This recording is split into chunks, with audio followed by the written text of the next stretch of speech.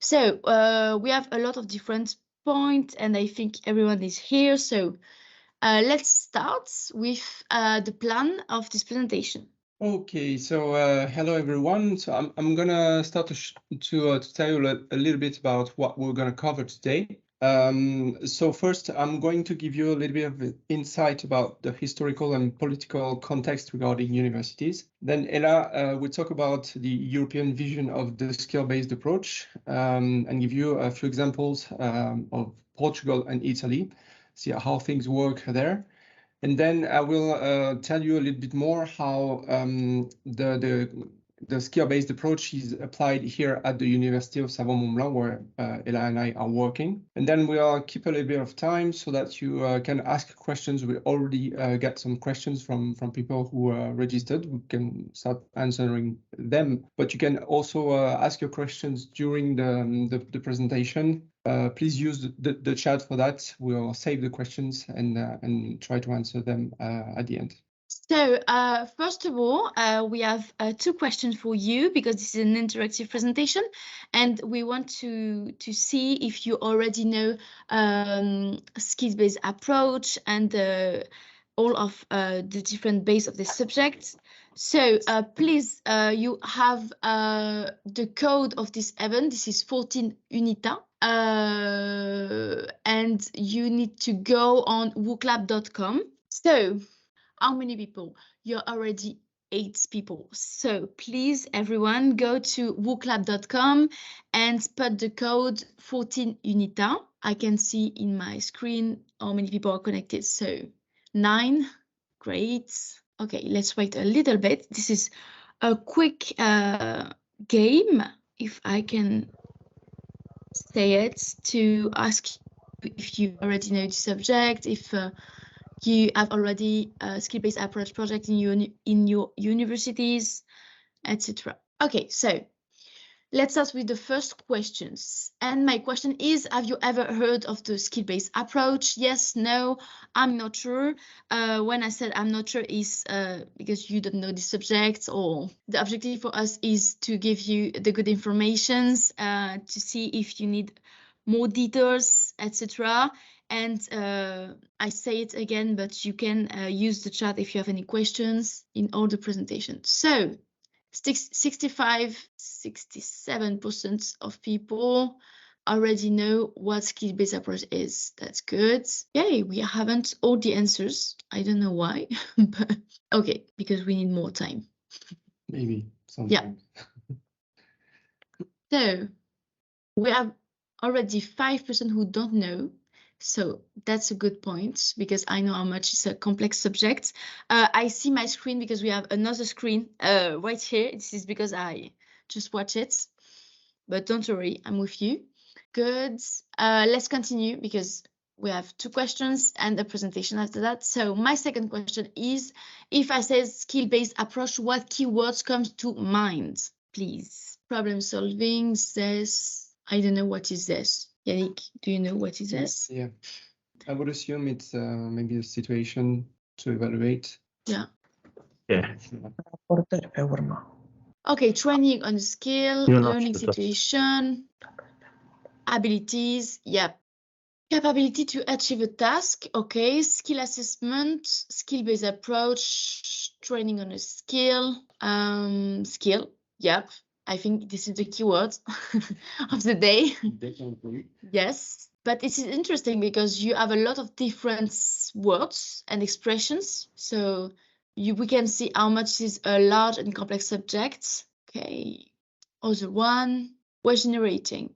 It seems there are lots of words around situations, solving problems, and things like that, and it's indeed something that is very much into the skill-based approach. Like, we want to put students into situations and have practical situations to use what they learned. We're gonna cover this, obviously. Another one, learning situation, practical abilities. SBA gender approach, real life situations. Yep. A lot about professionalization, personalization too, change of pedagogical paradigm. Okay. I think we are in the good subjects. That's great. So let's continue. Now we have the base of your point of view about this subject. Let's talk about basically what we are talking about in the European area, in the French area too, and in USMB. So I share my screen another time with my presentation right here. Okay. Thank you for your participation and your answers. It was really interesting. So let's start with the historical and political context. Okay, so to start with, I'm going to give you a little bit of historical and political context about universities. Universities evolve permanently in relation with the historical and social context of the country. And we are going to get back to the Middle Age. And according to Lison and Paclin, since the Middle Age, there has been only 3 evolutions since the creation of the university in France. And we are currently at the beginning of the 4th evolution. So historically, back to the Middle Age, universities were a place of storage for knowledge, thanks to a revolutionary tool, the book.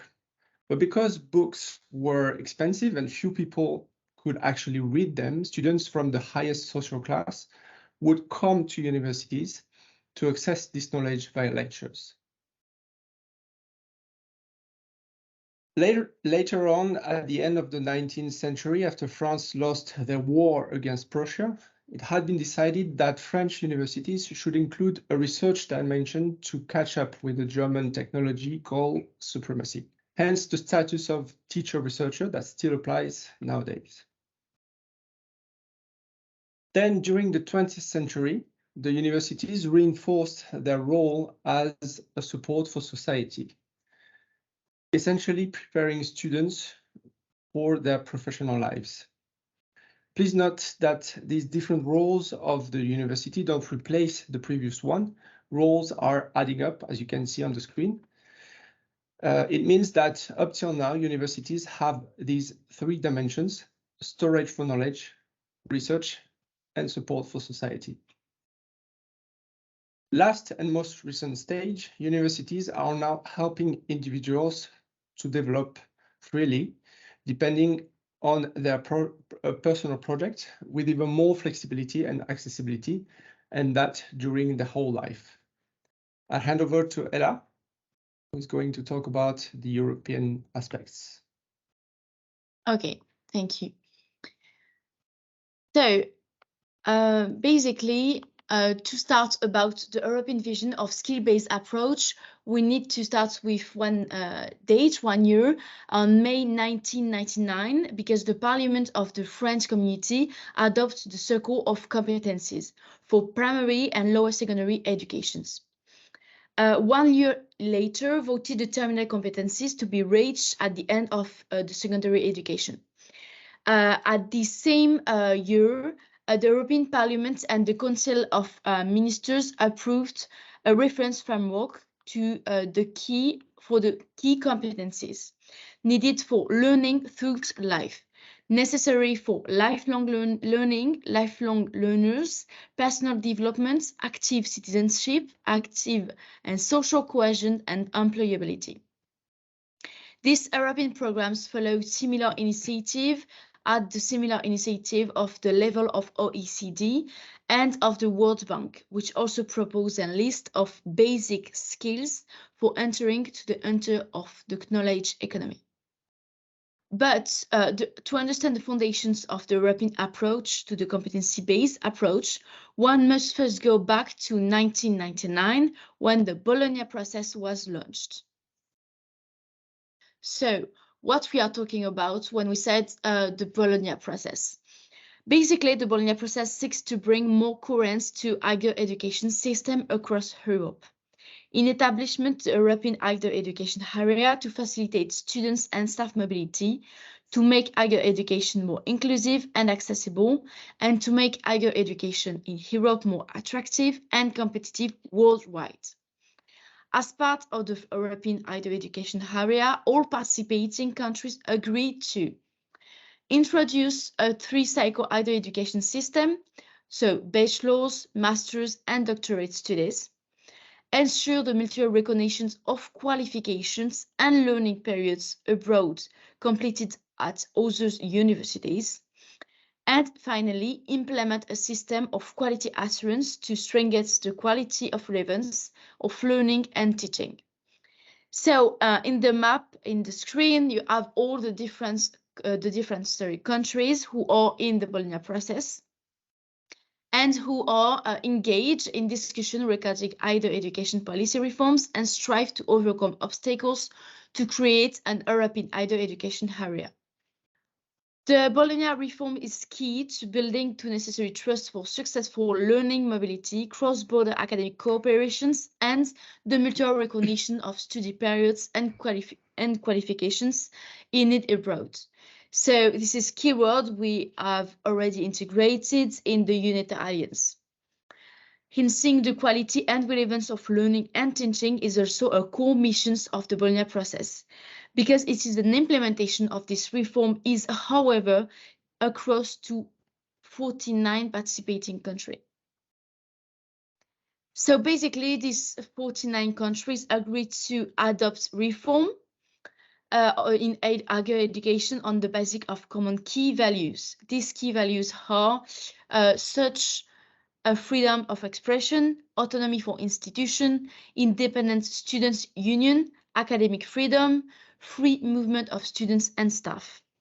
Through this process, countries, institutions, and stakeholders of the European area continuously adapt their higher education system, making them more compatible and strengthening their quality assurance mechanism. To continue, I want to talk a little bit about the present and the future of the European Skill Agenda, because this is the point the European Commission continued day after day to work about this skill subject and especially the skill-based approach.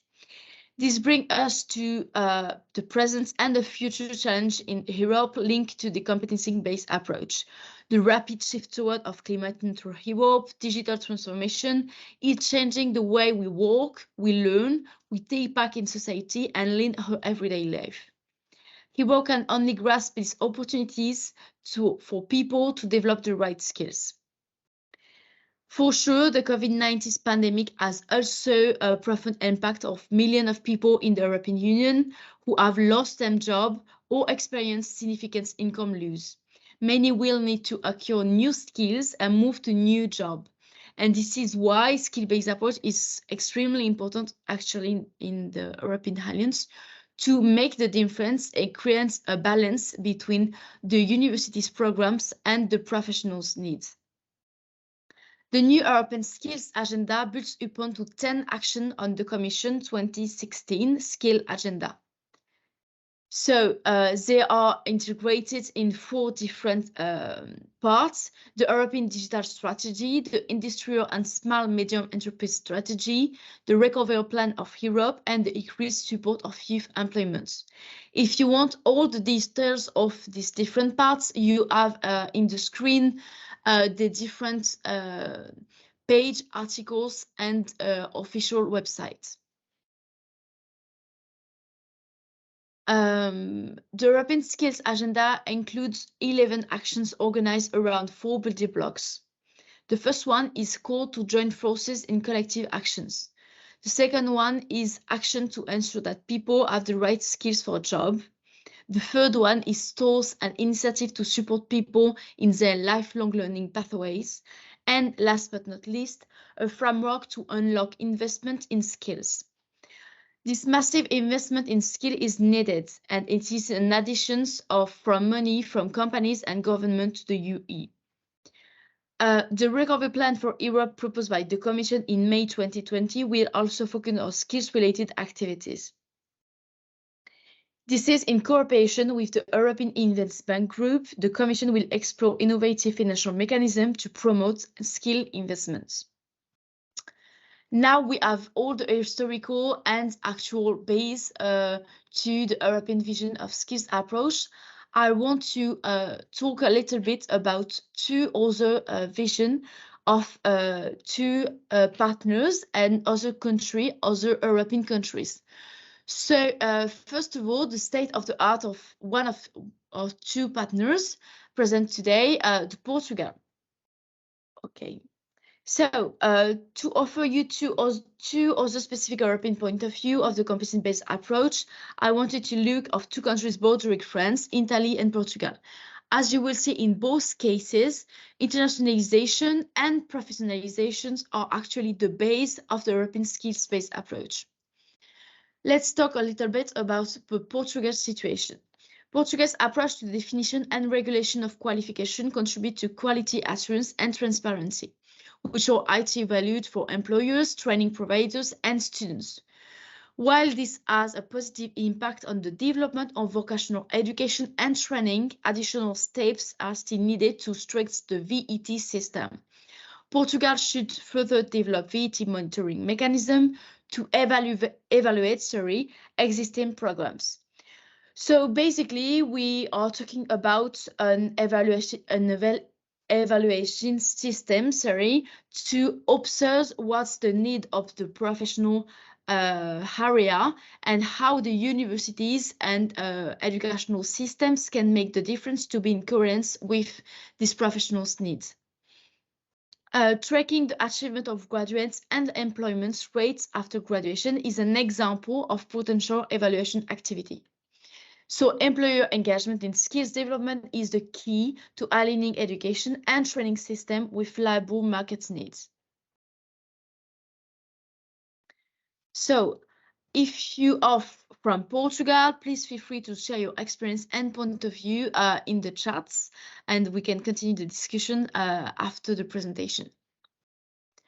Just a little bit, I want to talk about the VET system. So as you can see in this little draw, the VET system is the possibility to adapt the skills and to be in coherence between the developing, the achieving, and the using of the skills.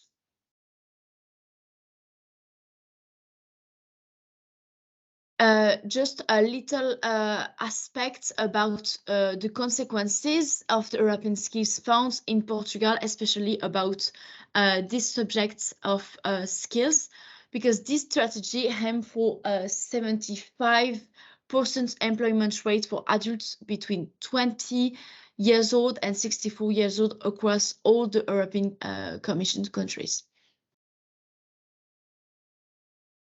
Now, I want to talk a little bit about a second example, a second country. So, partners from Italy. What is the situations in Italy about the skills and the skill-based approach? Many stakeholders mentioned that Italian firms have a lower prospective to higher ed universities graduates than other OECD countries. Many further claims that the country is trapped into low skills equilibrium. This is a situation in which weak supply of skills is matched by weak demand for skills by employers who concentrate on low value added products and low productivity level and offer low quality jobs to workers. So this low skills equilibrium may also have negative implications for society, undermining the quality of institution and other aspects for people's lives, such their earning and health. So it's extremely interesting because this report and this situation is from 2016. So of course, as for Portugal, if you're from Italy and you have a more specific vision of your reality in institution, please, you can share it in the chat. That can be really interesting for us. And this is especially the point with this workshop to continue the discussion and follow up our experiences. So to be back about Italy, study options are limited and not always well aligned with the needs of the labor markets. And this is extremely interesting because when I started these presentations about our partners, I have told to you two keywords, who was internationalizations and professionalizations. Why? Because of course now we are in a global system worldwide, so the students need to have international skills to be integrated in this system. But they need to have the good skills and the current skills, if I can say, to be a part of the labor markets after this. And this is especially the point in the Italy system. So as you can see in this little presentation, you have the demand, the supply, and this is exactly the balance we need to have when we propose skills and when we propose different educational programs in bachelor degrees or master degrees to be in coherence with the needed and the interests for sure of the students.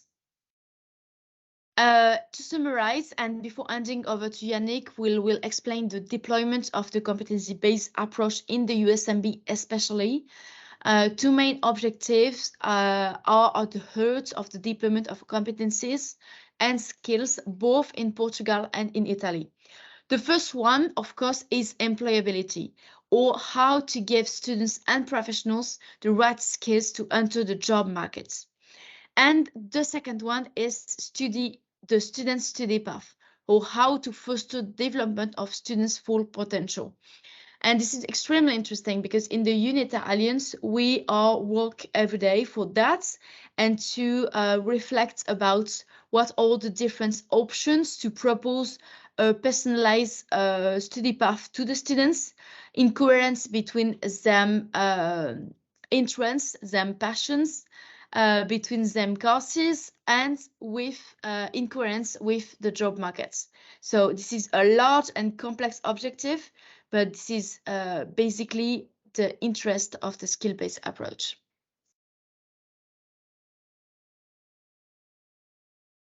Yes, I have just this a little schema because I think this is really interesting to see the difference about the price of the courses and the university in Italy, because perhaps that can make the difference too.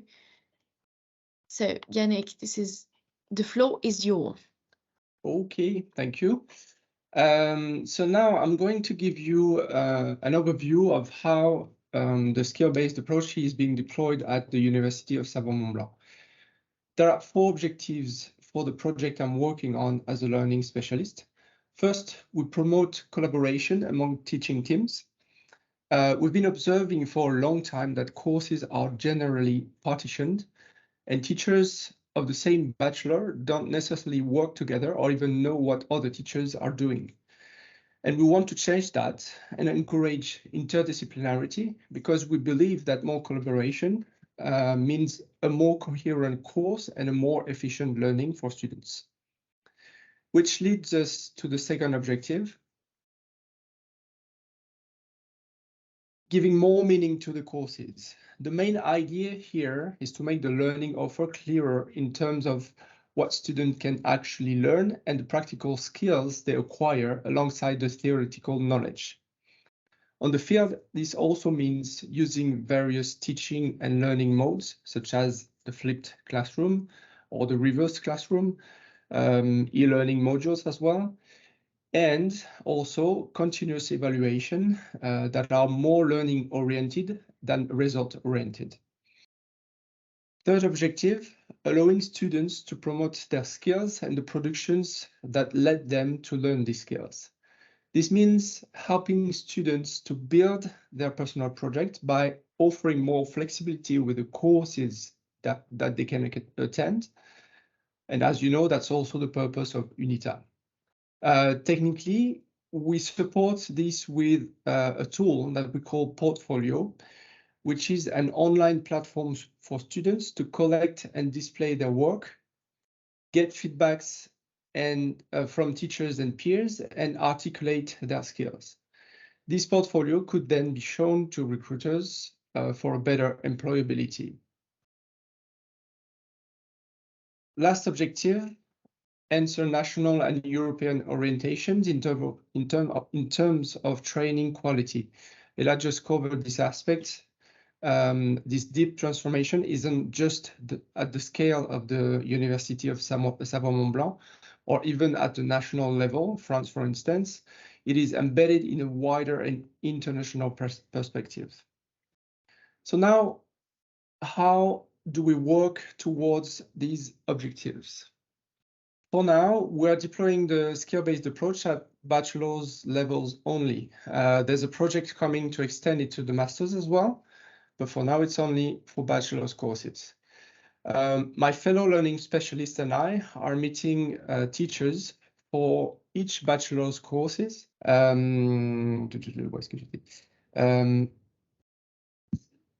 meeting teachers for each bachelor's course, and we help them work together to implement the skill-based approach, being aware of the specificities and the dynamics of each team. And for a better organization, each team has what we call a pilot, who is a teacher in charge of linking our team of learning specialists and the teacher's team. So the link between the two teams.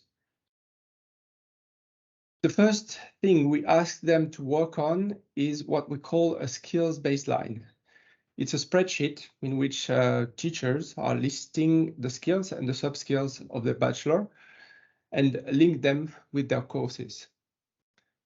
So here is an example of skills baseline document. It's in French, but don't worry if you don't speak French. It's just to show you what it looks like. So on the top left corner, you have the skills written in blue. We usually recommend to identify between 3 and 6 skills per bachelor's course. So as you can imagine, the formulation has to be pretty broad. To give you an example, if you were to create a training in a skill-based approach for pilots, which is most probably the case already, the formulation of the skill could be something like flying from an airport A to an airport B safely, if possible. That's quite important.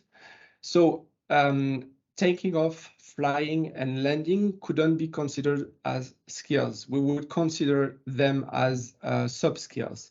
So this is just to give you an idea of how we consider the skill and what size, if I may say, we expect from teachers to come up with.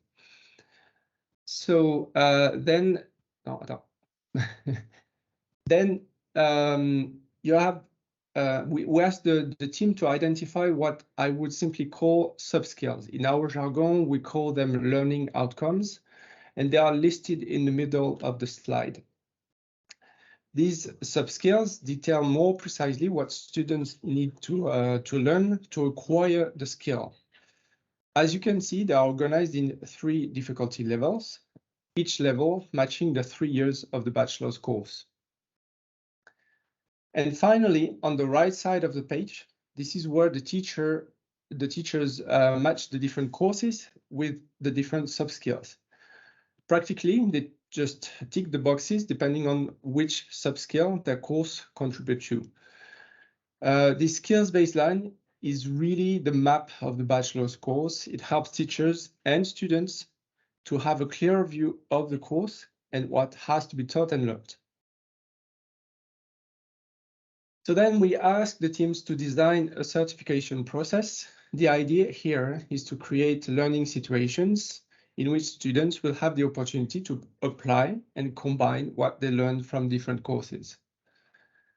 Obviously, this implies that teachers collaborate with each other to craft these interdisciplinary situations. We really encourage them to create situations that are using various knowledge. These situations are not only used for students to practice and learn, but also for evaluation. That's why we call them learning and certification situations. So here are some examples of such situations. As you can see, there is nothing truly new. These situations are already being used, and when we work with the teams, we encourage them to use what already exists. It has double benefits to make the teachers feel they don't need to start from scratch, and also to promote what already exists, because sometimes they already have something that really fits into the the framework of the competency-based approach. Last, as I mentioned earlier, the skill-based approach is a beneficial ground for active learning methods. Here are some examples of methods that we are promoting. Thank you. Again, nothing new here. Many teachers already use such methods, and we want to systemize them within the bachelor's courses. Please, thanks. So now, what are the benefits for students and teachers? So let's start with the students. For students, it means more practice in complex situations. We give them more opportunities to practice and combine what they learned by working on projects that are close to what they'll meet on the field. As a consequence, learning is more active and more meaningful, which usually brings more motivation. There are many studies covering these aspects. We also implement more reflexive work, meaning that students get to reflect on their own work and the one of their peers. It helps to entrench their learnings and train them to talk about their achievements. And generally speaking, as I already mentioned, there's a better readability and understanding of the bachelor's course syllabus. Last, students are more able to describe their skills and express and show what they learned thanks to the portfolio, which is an important thing for employability because they can use this portfolio to show what they are able to do and their experience. And for teachers, it means more collaboration by creating a culture of teamwork that is more integrated into the team's workflow. There's a better consistency of the bachelor's course as a whole. The work on the skills baseline help them identify potential flaws and inconsistencies in the course. We notice that sometimes we have an extreme example of two teachers. They were teaching the same thing, but nobody knew. It's only the students who actually realized that when they were on the spot. Of course, this is very exceptional, but this is to show you that this work is very useful to create this consistency into the training. Another benefit is related to the process approach in the sense that the good teaching practices are linked to the course rather than relying on one or several teachers. We have an example here at this university where a teacher is retiring, and he's a great teacher. He's doing some really good things in his courses. And the problem is that because he's leaving, some of these good practices were going to disappear in a way. So we want to try to save them somehow and attach them to the courses so that they can remain and the next students can benefit from them.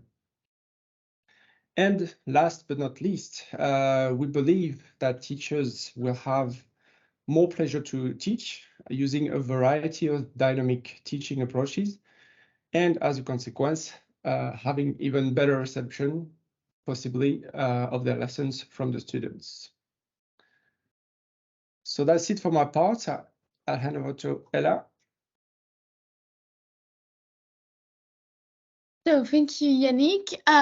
It's time to give you the flow. So if you have any questions, if you want to share your experiences in your own universities with skill-based approach. I have already proposed 3 questions. Did you know about the competence skills approach before this workshop? We know because of the Wooclap that the majority of you have already know about the skill-based approach. If so, do you deploy it in your institutions? That can be really interesting to share your experiences. And how is the deployment organized? By whom? This point is really interesting for us because we are pedagogical advisor, and in our universities in France, This is a special project, NCU Aspire, in our universities, but NCU in general in France. We have partners from UPPA who are already who have already and other projects about competency skills approach too, skill-based approach too, sorry.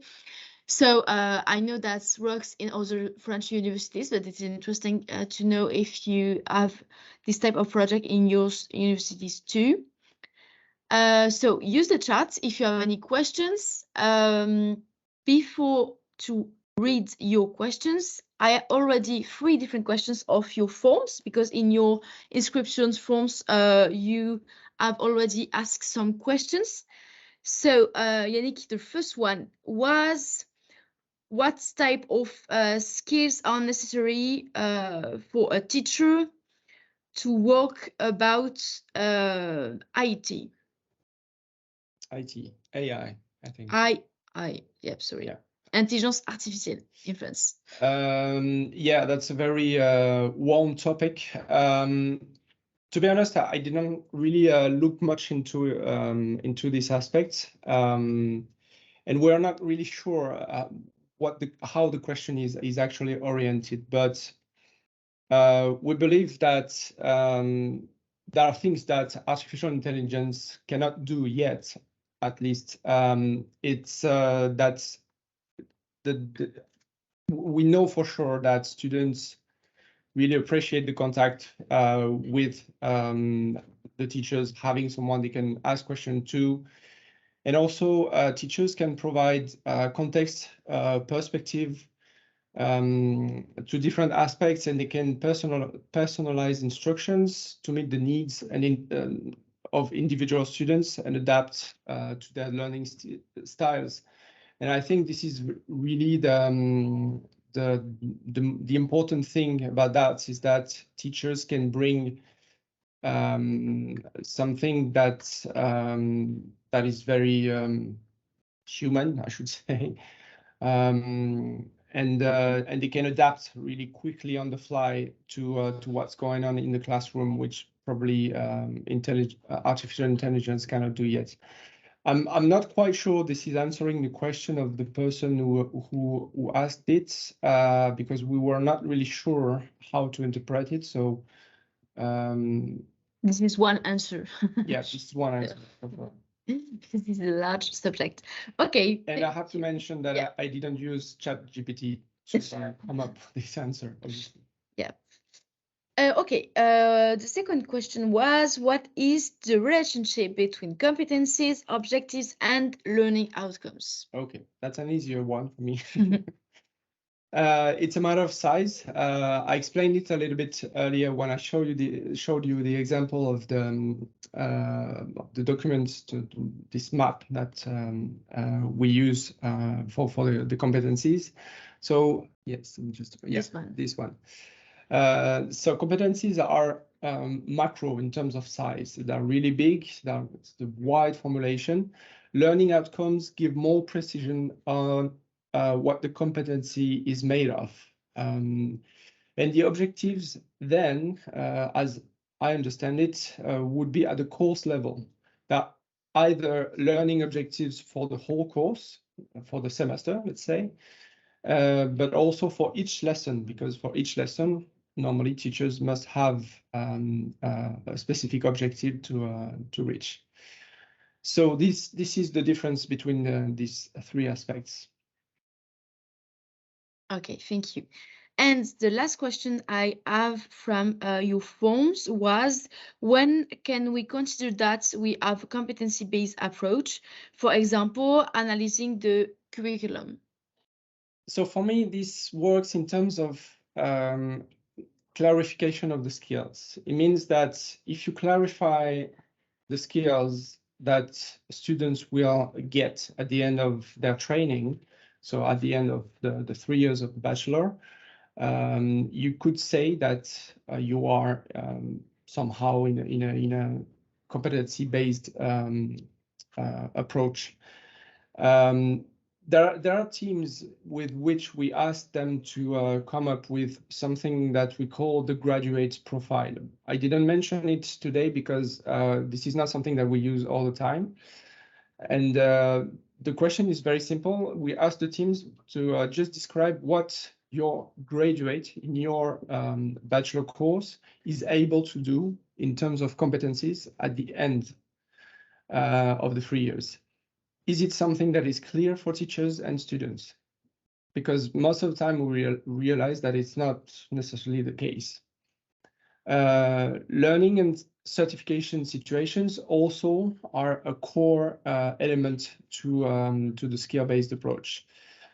And here the idea is to see if they allow students to combine the knowledge from different courses. Is there some interdisciplinarity that is involved? And we believe that this is very important also as a characteristic of the skill-based approach. So we encourage the teachers to identify what they already do in terms of situations, because sometimes they already do things in that works into the framework of the competency-based approach, but they don't necessarily, it's not necessarily expressed, it's not necessarily written. So that's the purpose of this document that you can see on the screen, and all the documents that we ask the teacher to come up with. And finally, I think we can say the skill-based approach, the curriculum, the portfolio have the same objective to personalize the student's pathway, finally. Okay, yes. Thank you. Do you have other questions? Please, you can use the chat. I know this is a lot of information. If this is one of your first time about skill-based approach, this is a complex subject. So I have already mentioned you could have the replay of this presentation the next week in our YouTube channel. So you have the name right. So this is the Département APPRENDRE. This is the name of our YouTube channel. If you want to replay this presentation, to share it with your colleagues, with your manager, to organize skill-based approach projects, perhaps.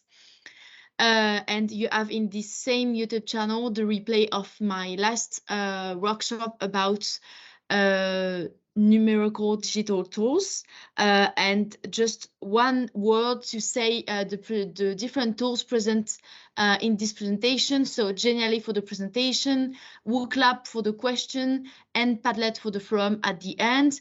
These three tools are presented in my last workshop. So if you want to use it too in your practices, that can be interesting.